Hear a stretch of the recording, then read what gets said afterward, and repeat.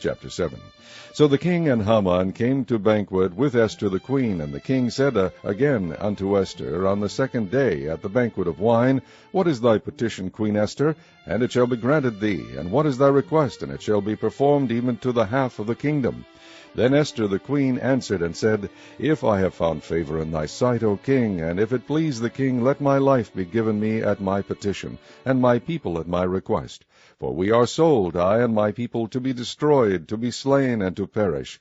But if we had been sold for bondmen and bondwomen, I had held my tongue, although the enemy could not countervail the king's damage.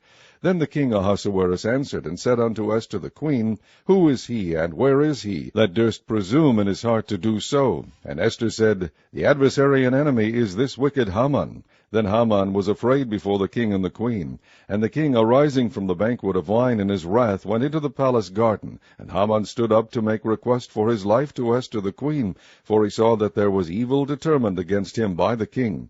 Then the king returned out of the palace garden into the place of the banquet of wine, and Haman was fallen upon the bed whereon Esther was. Then said the king, Will he force the queen also before me in the house? As the word went out of the king's mouth, they covered Haman's face. And Harbonah, one of the chamberlains, said before the king, Behold also the gallows 50 cubits high, which Haman had made for Mordecai, who had spoken good for the king, standeth in the house of Haman. Then the king said, Hang him thereon. So they hanged Haman on the gallows that he had prepared for Mordecai. Then was the king's wrath pacified.